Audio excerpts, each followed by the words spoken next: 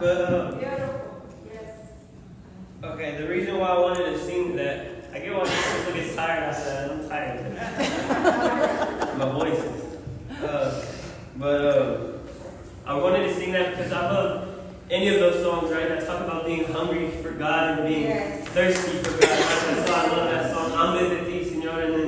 And then I love Sumérgeme because it's sediento de ti, but I'm thirsty for you. Yeah. And so today I wanted to talk about a little bit about what I talked about last week. Because my mom gave me the opportunity to talk while I was over there to preach. And that was the first time I preached anywhere but here, right? And so I was super excited. But last week I was constrained on time, but today I'm not going to hold back, right? And I stopped last week and I paused, but I'm not this week, right? So today I want to talk a little bit about what I mentioned last week is about knowing God, right? What does it mean to know God? And that came when I was reading 1 Kings chapter 1 with David, right? David, a man after God's own heart. King David, the one who killed Goliath. And David, at the end of his life, he got sick and it said that he couldn't stay warm. And so that Israel said, hey, let's find a young virgin to take care of you, right? And to keep you warm. And it says that she did, a beautiful girl, she took care of David at the end of his life. And it says David knew her not, right? That's right. So what does that mean, right? Knew her not, right? So that led me to Genesis 4:1, right? And it's Adam and Eve, and it says Adam knew Eve, right? So what does that mean, right? Yeah. And it tells you, right? And she bore a son, right? That's right. Cain, right? Brought life. So we see what it means in the Bible, right? Knowing, right? And if you read other versions, it'll say he made love to her, blah, blah, blah, and they had a son. But if you read KJV, it translates the Hebrew word literally, to know, right? So when I want y'all, when y'all read the Bible, when y'all read knowing God, I want y'all to see that it's deeper, right? Not to look at the physical and sexual thing, right? But the intimate knowing, right? What it means to know God, right? And in Matthew 7, verse 21, Jesus talks about, he says, not everyone who says to me, Lord, Lord, will enter into the kingdom of heaven, but he who does the will of my Father. Right? And he says, many will say unto me that day, Lord, Lord, did we not prophesy in your name? Did we not cast out demons in your name? Did we do all these wonderful works in your name? And he'll say, depart from me, you worker of iniquity. I never knew you, right? I didn't know you. We didn't have a relationship like that. I didn't know you like that. You knew of me, right? But I didn't know you, right? So last week I was saying that's how my whole life I've only known of God, right? Because I've grown up in the church and I've seen all these things. I've seen like deliverances. My whole life, there was nothing new to me, right? But I didn't know God like that, right? And for the first time in my life, I'm like, God, I want to know you, like, deeply, God. Yeah, amen. Right? Oh, Lord, okay. And so, today I wanted to talk about being called and being set apart, right, for God. Because God tells us, right? I'm going to read from Romans 8, verse 28. I'm going to go from there. Romans 8:28, it says, and we know that all things work together for the good to them that love God and to those who are called according to his purpose. All things, right? Good or bad, all things work together for the good of those who love God and are called. Alright, and last week, I didn't get a chance to come up here, right, and tell you, but I was so excited because last week, in my class, we talked in my humanities class. I'm at AJCP, and I argued with her in that class a lot, and we were talking about the book of Job, right? We're talking about suffering, and if God's loving, how he allows suffering, right? She always takes jabs at Christianity all the time, right? But I didn't want to mention that. What I wanted to talk about was this lady next to me, right? And she's an awesome lady. She's in her 30s, and she's in my class with me. And I know her. We know her. My family knows her because she had a daughter who passed away, right, while she was young, right? And not only that, she committed suicide, right? And we had in that class, we had to write a moment where we endured unjust suffering. And I knew she was going to write that. And then when she told the class, right, she said about her daughter and what happened to her.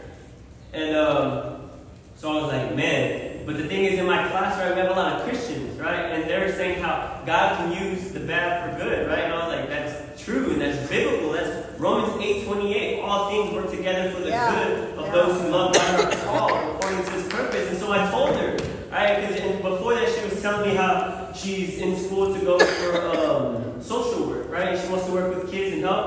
was telling her, I was like, look, like, don't you see, like, that's the good that can come out of the bad situation, right? God is so good, He can use that for your good, right? And she was saying, yeah, it makes sense because I had a therapist who was trying to tell me, and she was like, you can't tell me nothing. You didn't lose your daughter like I did. And I was like, see, but now with you, right, you're going to be effective. You can reach people. That's you can, right. In social Yeah. work, you're going to be able to reach kids like that, and they can't say because they know you've been through it, right? And I was like, thank God, right? Because it's a biblical thing. All things, good or bad, good or evil, work together for your good, right? To those who are called. It says, for whom He did foreknew, or foreknow, He also did predestinate to be conformed to the image of His Son, so that He might be the firstborn among any brethren, right? In the Old Testament, being the firstborn, you have the blessings. All right, so He's saying that not only did He foreknow you, He predestinated you, right? Right. Since you, Yes. oh, I'm going to get that in a second, right? He Praise predestinated you, right? Verse 30 says, whomever He did predestinate, then He also called, and then He called, He also justified, and to whom He justified, He also glorified, right? So to those He predestinates and He calls, He will justify you, right? He'll make you right with Him. And then, why? So He can glorify you, right? So He can glorify Himself through you, right? This is why Jesus said you are to be the light of the world, right? We are supposed to be a light in the darkness so that He can be glorified through us, right? And He predestinated you. He called you. That's why we're all here today. Everybody here, God has called you. Right? He's called all of us. He predestined us. In Jeremiah 1 verse 5 it says, before I formed you in the womb, I knew you. He's saying, before you were born, I set you apart. Right? Appointing you as a prophet to the nations. He said, before you were born, I already had a plan for you. Right? I called you. Right? I set you apart. Being set apart, that's what holy means. Right? And 1 Peter 2:9 says, but you are a chosen generation, a royal priesthood, a holy nation, a peculiar people. Peculiar meaning distinct. You're different. You're not like everybody else, right? You're called. Right? And it says that you should show forth the praises of Him who hath called you out of darkness into His marvelous light. Right? So your light can shine. In James 4 it says, verse 4, you adulterers and adulteresses, don't you know that friendship of the world is enmity with God? Whosoever therefore will be a friend of the world is an enemy of God, right? We're not supposed to flirt with the things of the world, right? Or have any doings with it, right? We're supposed to be set apart, right? We're different, we're distinct from them, right? And if y'all know the story of Samson, right?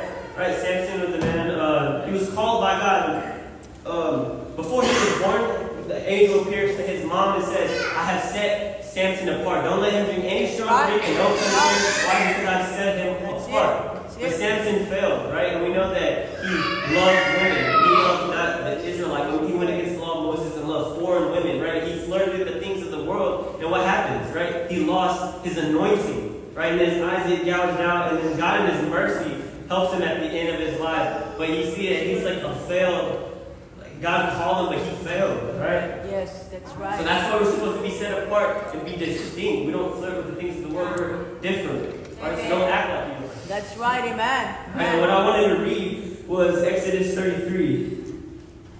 Right? And I'm going to read, it's starting on verse 11, and it's Moses talking to God, right? And it's in this tent of meeting, right? I love this, right? Okay, verse 11. Moses says, thus the Lord used to speak to Moses face to face. Right? That's crazy. Imagine speaking to God face to face like that. And he says it's a man who speaks to his friend, right? Moses talking to God like a friend. And it says, when Moses turned again to the camp, his assistant Joshua, the son of Nun, a young man, would not depart from the tent.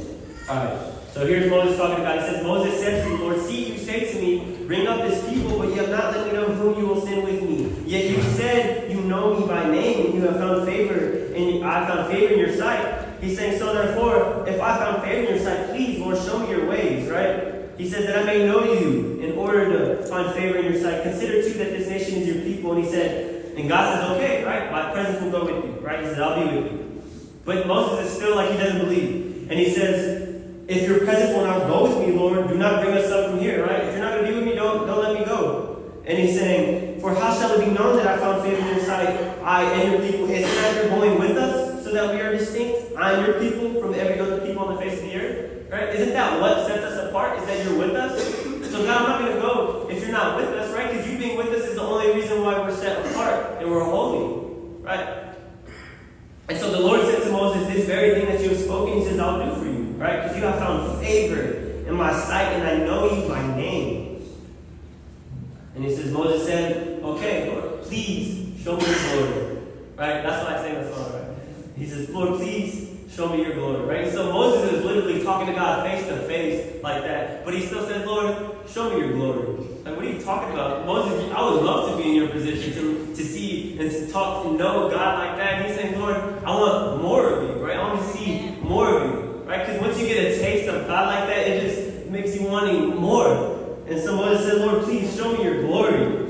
And he says, and I will make, and so this is God saying, he's saying, okay, I'll make all my goodness pass before you and will proclaim before you my name, the Lord. And I will be gracious to whom I'll be gracious and will show mercy on whom I show mercy. He's saying, I'm sovereign. He says, but he said, you cannot see my face, for shall not man see my face and live, or see me and live, right? And we're like, he's talking to God face to face, but God said, you can't see me fully in my full glory in your body, right? Because we know that God's holiness is dangerous.